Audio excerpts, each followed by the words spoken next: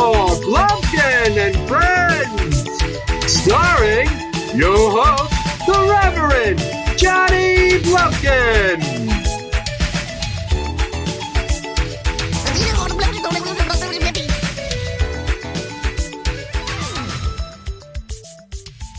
Hey kids, I'm the Reverend Johnny Blumpkin, and with me here today is my friend, Graeme of ITRadio fame.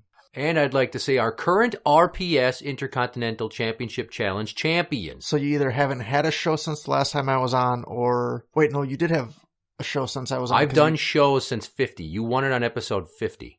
Because you only asked for my hands once. Yeah, and I thought that I was going to have Nurse Ashley on, but her schedule is not permitting. Bitch. I know. So I still have those hands in my phone. Oh, okay. And then I made her send me her hands. So she's getting her championship automatic rematch as per the rules. We never gave rematches on ITRadio. No, didn't you? No, because we just had the rotation. They'd have to send in the emails, and then I'd go through the email. So the next person, it was just... Because then it would have been fucking forever. And Danny Noonan would have been champion for however long. Ultimo would have been champion. Genesis would have never fucking won ever, so...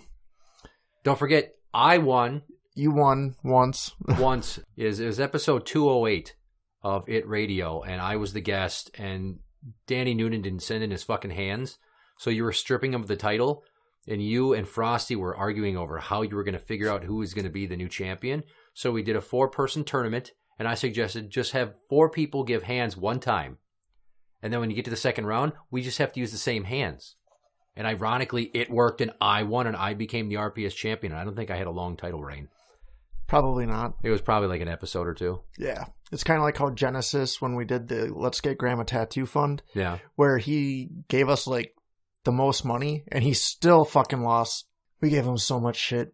So you're back, so you'll be defending your RPS title tonight. Sweet. In an instant rematch. I have those rules just because... Instant, but remember, I was on episode 50, and this is 57, but it's instant.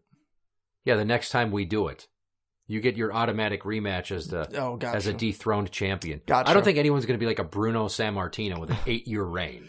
Why did he... I just read why he finally gave it up. I think it was just because of the injuries.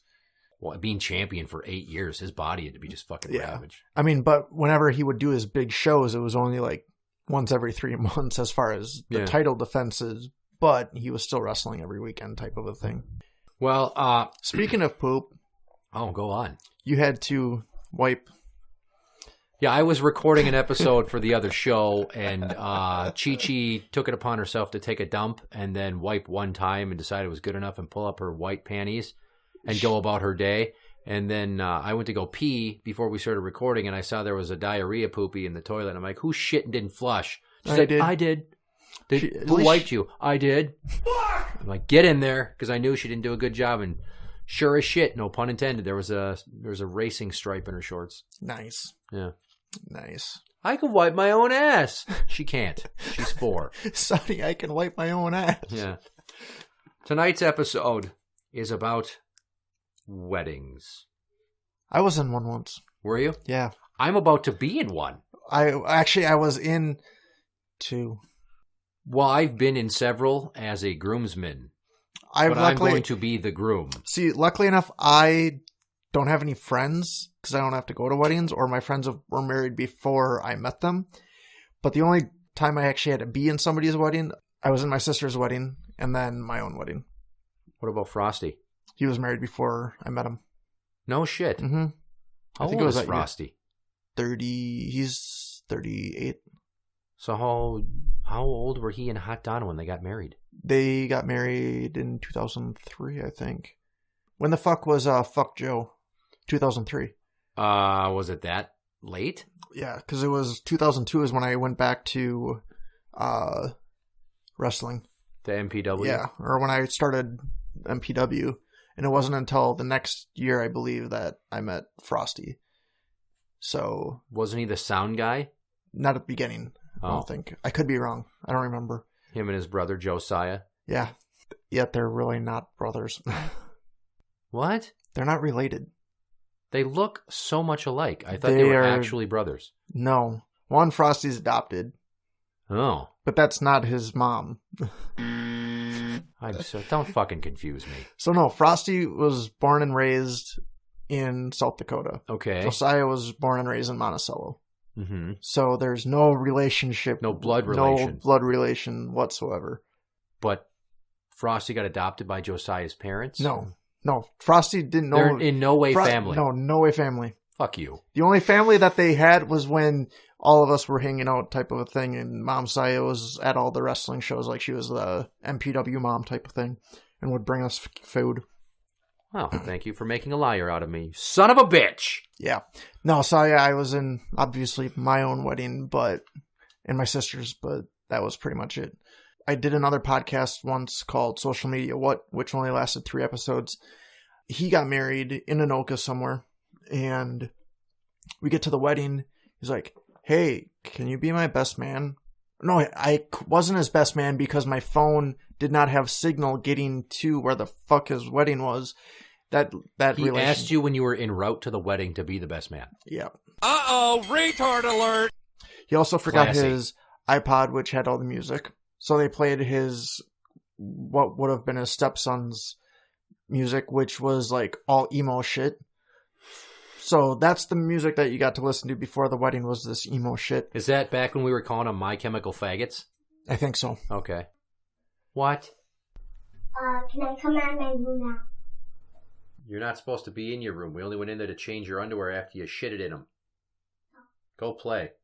Huh. She grounded herself. How about that? But she wasn't even in her room when we went downstairs. You know what? She's 4, and she doesn't understand how She the shit world herself. works. Well, she didn't shit in her pants. She got shit on her pants. Oh, okay. And even I've done that.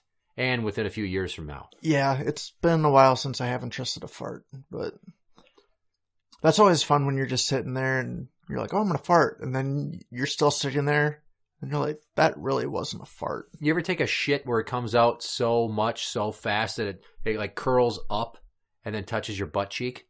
No, but Bethany, it hooks back upwards. Bethany's brother once had a pretzel shit, and he told us the next day about it. He was crying because of how proud he was of a pretzel shit. How old was he when he said this? Probably in the last 2 years. Okay. Awesome. And I think he told us while we were eating dinner.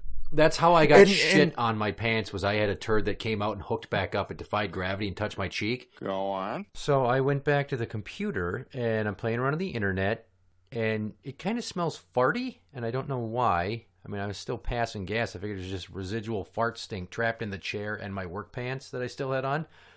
But then my left ass cheek starts to itch. So now I'm starting to sweat and itch. And I'm like, something's up. I gotta check this out. I go in the bathroom. I pull down my pants. And on the inside of my boxers is a poo smear. Now, at the time, I was only wearing white boxer shorts, not boxer briefs. And they were kind of cheap. But still, there was poop on them. And I took them and I threw them away because they were ruined at that point. I wasn't going to try to clean up a poop smear out of the inside of them. I wanted no part in that, and I cleaned myself up, and then I went about my day going commando. And that is my story about getting shit on my pants as opposed to shitting in my pants. So, wedding planning. Okay. How much fun was that for you? See, I think you told me that you were probably going to invite like 100 people, something like that. Total, between the two of us, yeah. I was thinking like 30, 40 for me. That's what I wanted. And I lost. No, exactly. No, I'm like, but I don't need, well, one, we didn't invite my cousins. Mm-hmm. The only cousins that were invited was the one that was under 18. The other one had a volleyball tournament, so she didn't come. And then my cousin Charlie, who did our music for us. That was the only cousins. Then the aunts and uncles showed up. You didn't have DJ Punk Butt do the show? He wasn't born yet. Okay. That's the night that I found out my sister was pregnant with DJ Punk Butt. Oh. Yeah. So after that, she didn't want to steal the thunder to tell me before the wedding. She waited till after the wedding. I was like, yeah, can you and Bethany come over? I have something to tell you. What, you and Justin are getting divorced? No, I didn't say that. It would have been funny if you did. Yeah. I'm pregnant. Oh, okay. Congratulations. And we went on our marriage. It's funny that you bring that up. Did you see the story that was all over the internet a week ago? There was a wedding. Okay. And the best friend of the groom was the officiant. No, I didn't hear about this. He stopped in the middle of the ceremony, proposed to his girlfriend on the spot, and announced that they were pregnant in the middle of his best friend's wedding that he was overseeing. My sister's best man, or the best man at their wedding, proposed to his girlfriend at their rehearsal dinner. No, I think it was either that or one of the thing. What do you do before the wedding? Bachelor or bachelorette party. But no, isn't there another thing too before that or no? Just the rehearsal and the rehearsal dinner. Maybe it was the rehearsal. Something it was attempted to kind of steal their thunder type. But it was not in any way during the fucking ceremony. No. And this lady was writing to like one of those Dear Phyllis fucking columns to say, I'm furious. Should I just tell this guy to fuck off? Because they had waited years to get married. They spent a great deal of money on it so they could have a lavish wedding that they could be proud of. And the guy drops to his knee, proposes to his girlfriend, announces they're also expecting a baby. The whole place loses control because they're all congratulating this chick in the audience. And they could hear her weeping on the tape of the wedding. And the cameraman kept panning to her, ruined the whole fucking thing. And then during the actual reception, he had the DJ play a specific song just so they could have their own private dance. So essentially, this guy ruined a wedding and then got a free engagement party out of the deal. Nice. So it's kind of like Big Bang Theory when Penny and David from Roseanne. Yeah, she proposed, or they were going to get whatever. Raj, the foreign guy, finally had sex, and everyone congratulated him instead. So they're like, "Oh yeah, Raj just had sex, sweet," and everyone went over there. Oh fuck! I just smashed my ankle against the fucking table or to the fucking chair. Rolled it. Well, if you weren't sitting with your leg on your other leg like an elementary school student who was anxious for recess, then I'd be on my knees so I could just jump up and then fall flat on my face. I'm sitting Indian style, which you now have to call crisscross applesauce. Yeah, in magic circle time. Hey, boys and girls, it's time for another. Hey, boys and girls. Hey, boys and girls. Hey boys and hey boys and hey boys and hey boys and hey boys and girls, it's time for another ITRadio fucking fucker shitting ass tits beer. Sure. Anyway, but we were at the Mindless Self-Indulgence at the Quest 2003, and I went with my friend Joe. And as we were, I was upstairs because I don't like to be down in the crowd with all these sweaty fucking 13-year-olds with your pimples on your parents' money. Ew. Yeah. And they can't drink. And they can't drink, so they can eat my ass to begin with. And Joe's down there with some fucking random fat girl who he ended up fingering during the show. So me and, God, I can't remember who else I was at the show with. I look down at Joe, and I yell out, "Fuck Joe!" And it turns out that early in the show, I'd bumped into Graeme and Frosty, and I had met them loosely a few times through MPW because one of my better friends is Kid Crazy, Brandon. So, homos. All homos. You're all all homos. We leave trails of dead gerbils behind us when we walk. So I yelled, "Fuck Joe!" And Joe looked up at me and flicked me off. But as soon as he flicked me off, Graeme and Frosty looked up and yelled it back at me. So then we got into this call and response, and before we knew it, the whole crowd was going, "Fuck Joe!" And I'd go, "Fuck Joe!" And they'd go, "Fuck Joe!" And it made me feel good about myself. This was one of your friends? Yeah. But I just said fuck him because he wouldn't come upstairs, and he was bitching out to be with some random fatty he was going to try to finger that he did. Oh, and so later on that night, I wrote "Fuck Joe" on a piece of paper that I got from a bodyguard. And I held it up, and I'm like, "Jimmy Urine, read my sign." He's like, "Motherfucker, you know I can't read." And after the show, I went up to Jimmy Urine, and he saw it, and he goes, "Oh, fuck Joe." And the whole band signed it. And Joe keeps it and cherishes it. And fuck Joe. Fuck Joe. Fuck Joe. You're listening to Blumpkin&Friends. So you said you did yours at the Earl Brown Center. Yep. It was small. Yep. You had a DJ? Yep.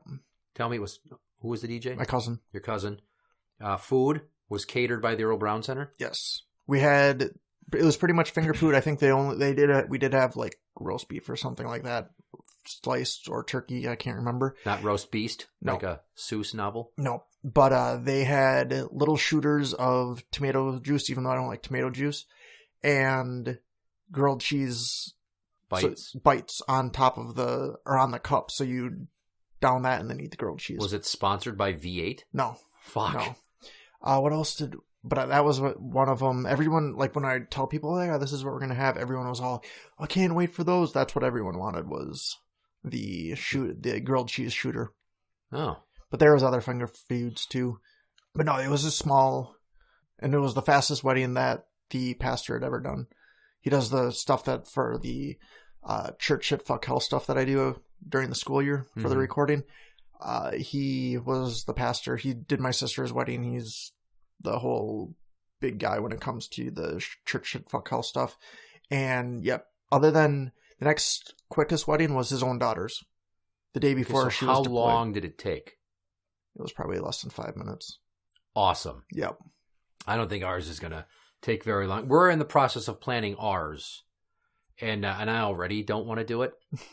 Not that I don't want to get married. I just don't want to do the planning. And she keeps waiting on me to confer with her over things. And I'm like, I don't have time. So she goes and does it. And then she comes to me with a contract where it's like $2,000 for a photographer. And I'm like, fuck you. I think we paid $500 through one of Bethany's sister's coworkers. Oh, no, we're getting a photographer for 6 hours and then a photo booth and a second photographer. And I don't fucking give a shit. Just somebody could come in with their camera phone. And we could hang up some white sheets and stand in front of it, and I'd be happy with that. The dude that I do one of his websites for, or do both of his websites, but client of mine, if you want to call him that, he charges, I think, starting at $18.99 for videography. No shit. Mm-hmm. Like $1,899? Fuck. Yeah, we're not taping this shit. Yeah, he brings like all this video equipment. He's got drones that he uses. What the fuck? He does whole swoop shit, and because that's what you want to hear is.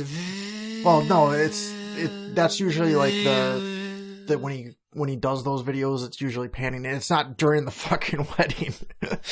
All of a sudden they got a fucking duck because it's over their head because he's not paying attention. Incoming! It's like a Comic-Con. There's some fucking World War II vet there that starts having flashbacks, like he's back on the USS, whatever the fuck sunk. That's when they light the match.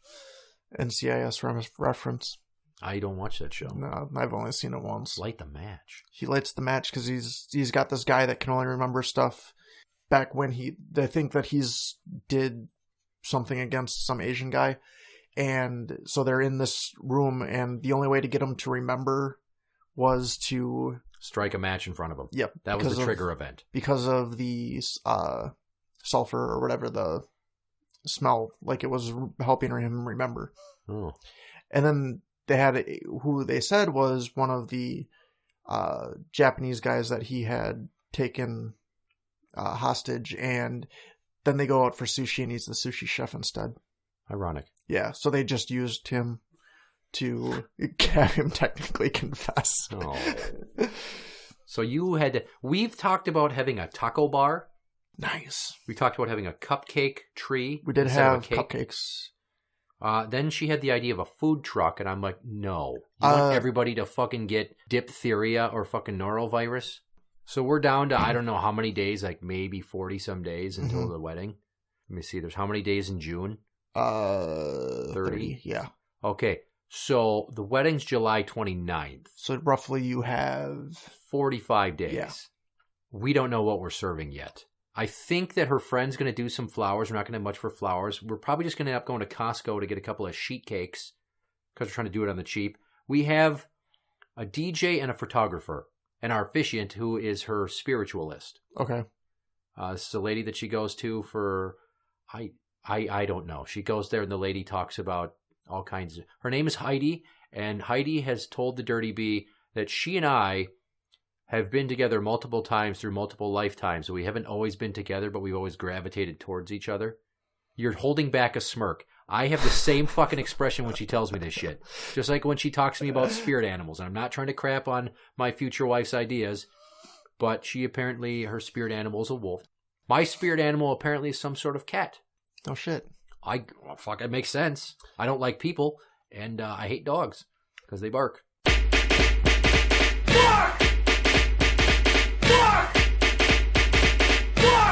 And now, story time. Well, it happened. I went and I met the officiant for my wedding coming up here. First off, she's not like a full-blown gypsy. You know, she operates out of an office building as opposed to, say, like a covered wagon full of beaded door dividers and all kinds of weird flitty fucking sheets hanging and stuff like that. And we get in the office, and I was already apprehensive, and I start looking around. And there's a big candle on the table. There's fucking geodes and power stones all around the place. There's a fucking crystal ball in the corner, which I didn't even notice until we had been there for 25 minutes. As we're leaving, I noticed there is a broom in the opposite corner from the crystal ball. Not the kind of broom that you sweep the floor with. It's the kind of broom that you stick between your legs and you fly off into the fucking sunset on. So it's starting to feel like I'm getting married by magic of dispel from DuckTales. Because on top of this bookshelf by the door with the geodes and stuff is this stuffed fucking crow of unknown origin. It might be real. It might be fake. I don't know, but it's there for added effect. As if she's one of the sisters from the movie Hocus Pocus. I almost wanted to look around for like hidden cameras. Like, this shit is real? She's very nice. She makes money doing this. Clearly, I got in the wrong line of work. Because I could sit there and cold read people. And just be like, oh, in another life, you were a sex slave. Yes, but you weren't just any sex slave. You were a sex slave to the Emperor. And he bathed you in all the finest waters that they had to offer, and covered you in scented oils before he laid his hands upon you, and you were his most succulent of concubines. Oh, you were delicious, and he drank from your honeypot as if it was given the nectar of the gods itself. An office building in a semi-affluent suburb in a warehouse district. It's not in a house. It's not in a shop. And then she busts out these binders, and we're reading all these options we have for what she's going to say at the wedding. And there's like traditional and family-oriented and religion-oriented, which, newsflash, spoiler alert, no mention of God whatsoever will happen anytime during this ceremony. Also, I'm reading a lot of these options, and it's like, this is getting a bit wordy here. How long are you going to talk? Because there are 3 things that are the main event of this wedding. The vows, which I wrote my own, so now she's forced to, and she's going to fucking cry. The ring exchange, and then the kiss, and then that's it. But then, knowing this lady, we may burn some sage, wave the smoke, and then slaughter a goat and drink its blood right there like it's some sort of satanic mass. I don't know. So we've got these options picked of what she's going to say, and she tells us, I'll take it all, and I'll type it up, and print it out, and I'll have all of it inside of a book that I use when I do these proceedings. It's a very fancy book with gold embossed lettering. It's got a leather cover. It's dark green. It's very nice. And I thought to myself, what are the odds that she's going to bust this thing out and on the cover somewhere it's going to say the words, "and the Sorcerer's Stone"? Jesus Christ. You're listening to Blumpkin&Friends. The seating arrangements. I'm not going to spoil how it's going to be, but we did some bargaining. I think I'm going to get my way. It's going to be an event. It's not going to be anything normal. I just saw somebody's wedding photos who's a big wrestling fan. She actually had signs like... That would be awesome. Like wrestling favored signs. It was my ex-girlfriend's sister's wedding. Whoever she married is big wrestling fan too. Mm-hmm. But they were the MPW. They were like pretty much the MPW rats. Super fans. Yeah, super fans pretty much. But on the Halloween show, they dressed up as rats to make fun of the rats. Nice. Yeah. But yeah, they'd always bring the signs for Josiah and whatever, so... I welcome people to bring signs to my wedding. If you're invited. Yourself. You could do that. You could bring signs that say, "Go fuck yourself." I would in no way be against that. My mother might be like, "That's terrible. You need to..." No, Linda. You sit your fat ass down and you let people tell me what they really think. It's going to be like a 3-ring circus of clusterfuckery here. And let's encourage them. Maybe throw some chairs at us.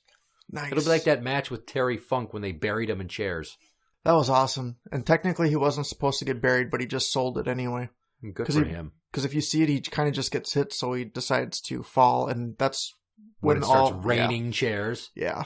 Famous ECW Was moment. when I did Deja Vu, I was at Deja Vu 1 as a fan. When I was at Deja Vu 2. Not the strip club. No.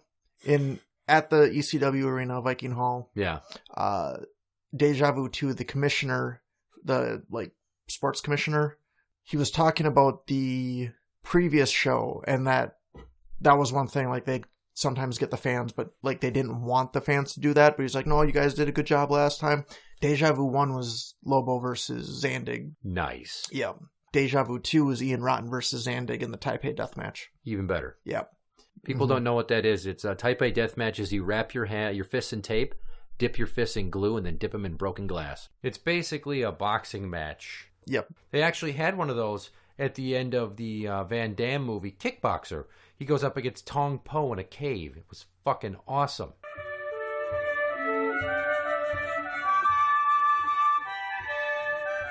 And now, Jeremy Irons raps. If you ain't no punk, holla, we want prenup. We want prenup. It's something that you need to have. 'Cause when she leave your ass, she gon' leave with half.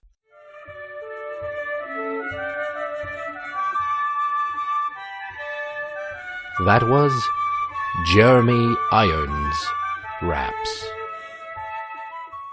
I'd like to say that you were wise to do it at an event center because there were bathrooms, because we're trying to figure out the bathroom situation. Mm-hmm. We're getting married outside at her sister's house that's along the Rum River.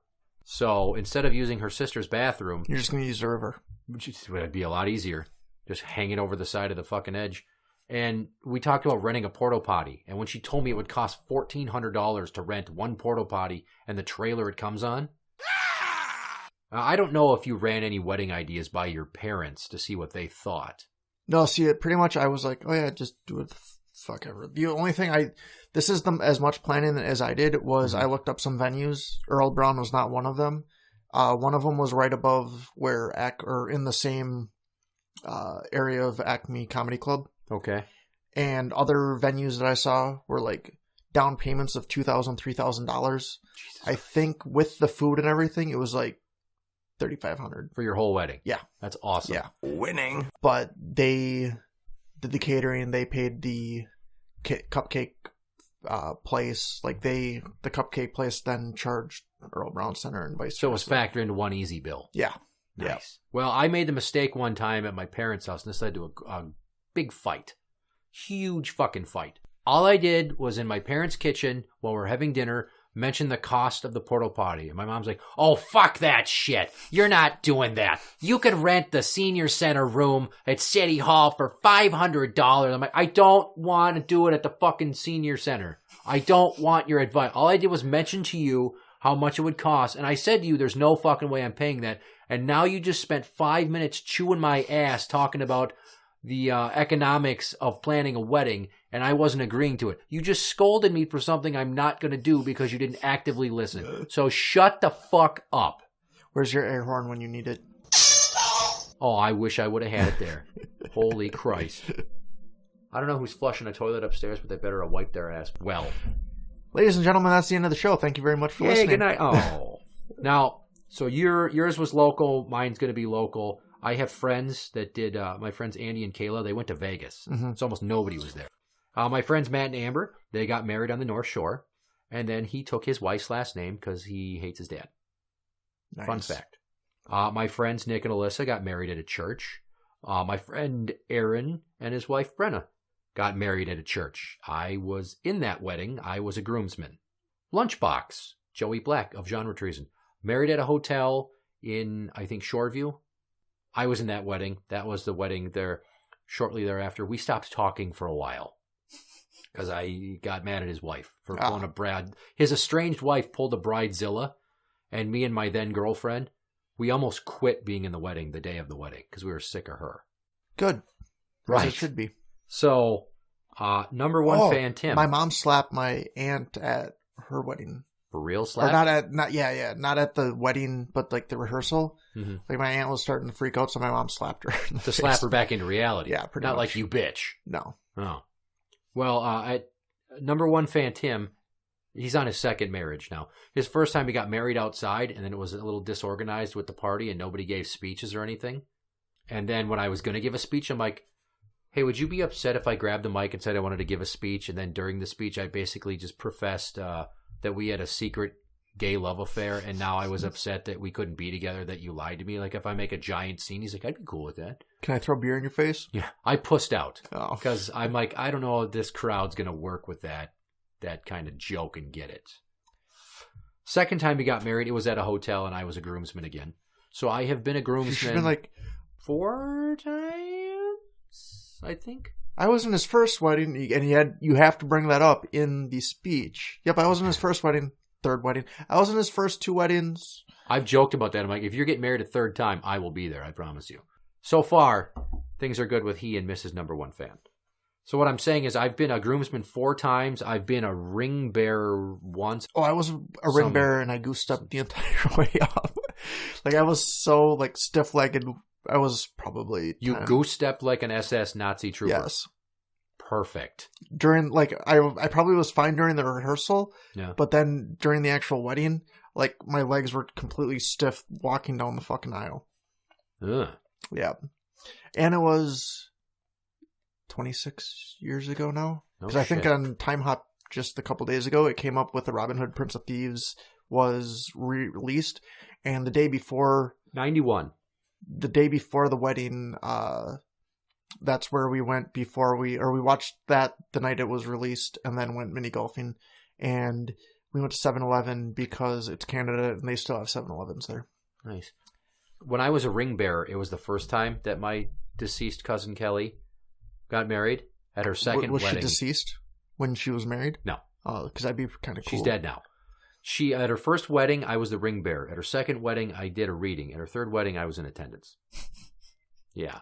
And then at the reception, the girlfriend was with me there, whose dad owns a bicycle shop. She was an annoying bitch, and I decided right then and there that night that I was going to break up with her.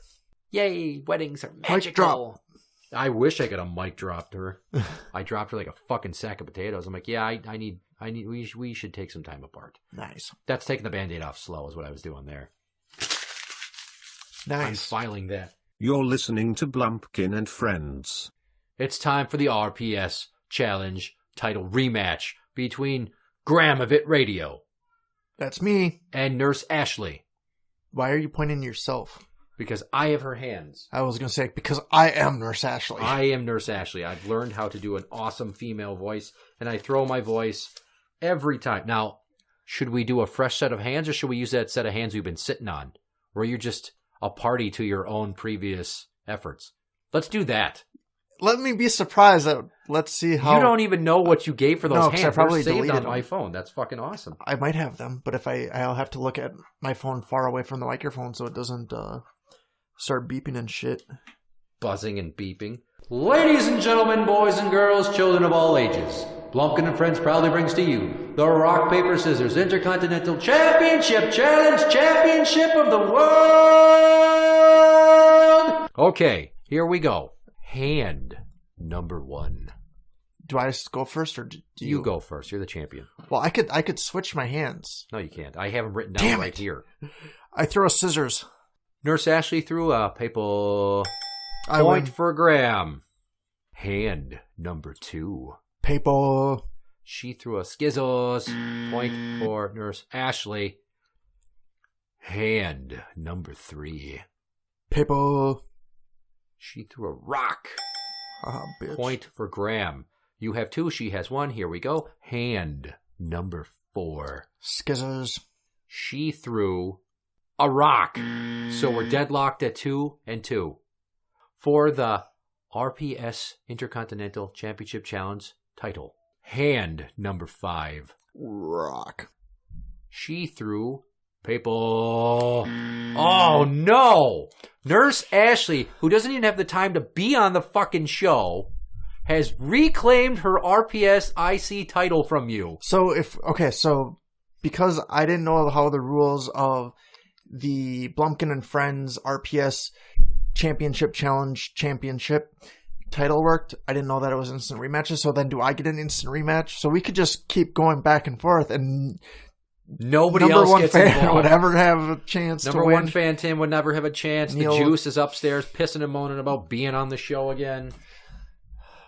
Isn't that fun? Hey, really quick, have you ever had to clean up your kids' puke? One time when the Juice was like 1.5 and she walked up to me and she was like, Rah! And then she just projectile vomited right onto me. Did you puke? No. Or you want to? No. Oh, okay. I was pissed she got it on my Airwalk corduroy pants that I slept in. I was so babysitting a friend's siblings, and his parents went out, and they're like, oh yeah, Sam is sick, just to let you know. And I went to make a pizza, and all of a sudden I heard, bleh, and my friend's brother was like, Sam just puked all over the island and down. It was so hard not to puke. And the mom was like, you really didn't have to clean that up, but I'm glad you did, because I probably would have puked. Oh, trust me, I almost did. It's like trying to clean up fresh cat vomit, and you can smell it, or cat shit that is outside of the cat box. That doesn't make me gag, but when my kids get diarrhea in their diapers, if they've had too much yogurt, there's a very distinct odor and yellow coloration to the loose shit. That smell makes me gag.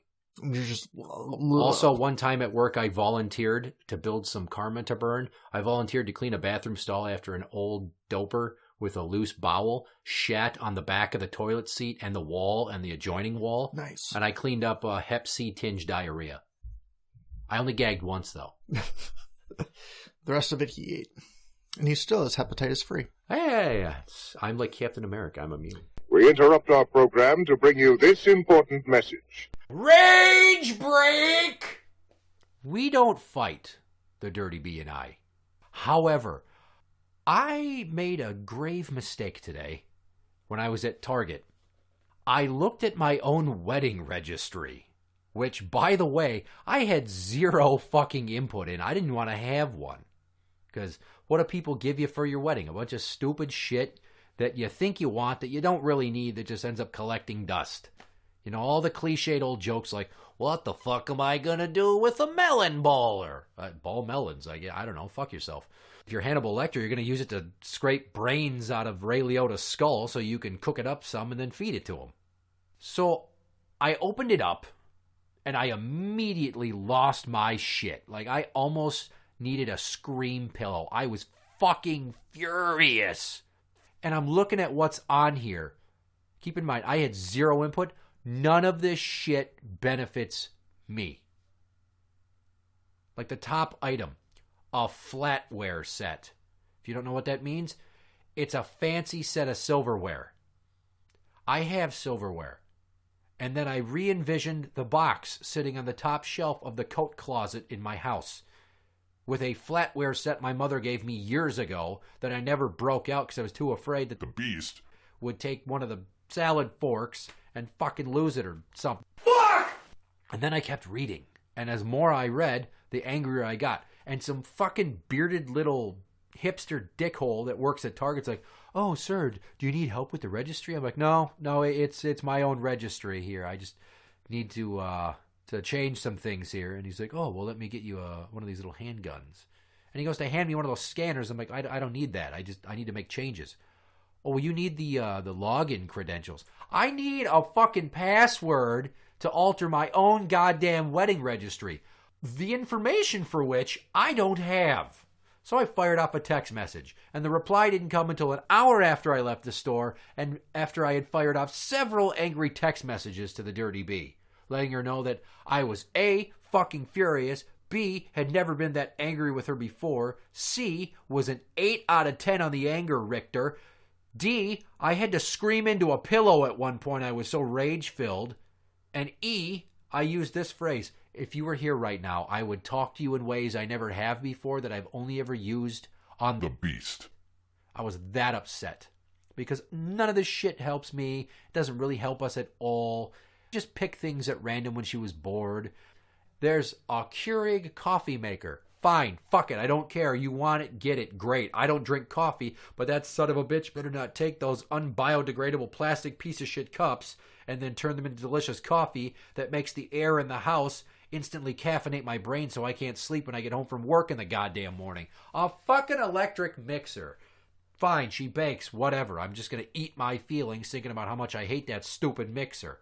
But there's like a cutting board set. I have a cutting board. It comes out of the fucking counter. It's fine. I don't need a cutting board. Fucking coasters. Who fucking puts coasters on there? Coasters. There's a strawberry demiddler or whatever the fuck for taking the stem hole thing out of a strawberry. And I just thought to myself, do you know how a knife works, motherfucker? But she wasn't there, so I was having this conversation with her in my head, like a crazy person. And then the piece de resistance that really pissed me off, a fucking cherry pitter for taking the pits out of cherries. Do we eat that many goddamn cherries? What the fuck? Do you not have teeth? Chew, chew, chew, spit out the goddamn pit. I want to eat food, not make a project out of it. And, oh God, there was so much more. Grill stuff, which I have a grill. It's still in the box from when my parents gave it to me as a housewarming present when I moved in here 6 fucking years ago, and I said I didn't want a grill. And then what did my mom do? She bought me a grill. Thanks, bitch. I'm not trying to be an asshole. I'm just trying to keep it in perspective. And I've been saying this for months. Like, we don't need shit. There's enough shit. There's a small house. There's too many of us already. We're almost going to have a Hunger Games-like tournament to whittle down our numbers just to make it tolerable inside these confined spaces. And, yeah, need a bathroom. Need to turn the tub into a shower so more people can wash their ass. Need to put an actual vanity in there instead of this old cabinet with a weird tile-top menagerie that Joe Blow Christmas asshole who owned the house before me put in there. Fucking cunt. Don't buy me shit. I hate to sound unappreciative, but I have things. I have enough things. I need money. And maybe it's rude of me to ask, but I'm just telling you. If you want to honor me and help me, the best gift you can give me is a small amount of money that I can put forth into changing parts of my house to make room for my expanding family. I don't need 3 various sized glass container jars with cork tops to be decorative countertop pieces. And I damn sure don't need a V-shaped snack slicer or a goddamn vegetable brush. What the fuck is a vegetable brush? If you have hands and you know how a faucet works, why the fuck? Like, I'm going to sit there and groom tomatoes before I slice them. It's like you peel the cucumber, you slice it, you eat it. You don't give it a fucking massage first. These are stupid ideas. Interact with the show on Twitter at Blumpkin Show. That is at Blumpkin Show. You can find us on Facebook at facebook.com/groups/Blumpkin&Friends. I'm the Reverend Johnny Blumpkin. I'm Graeme, formerly of ITRadio. Good night.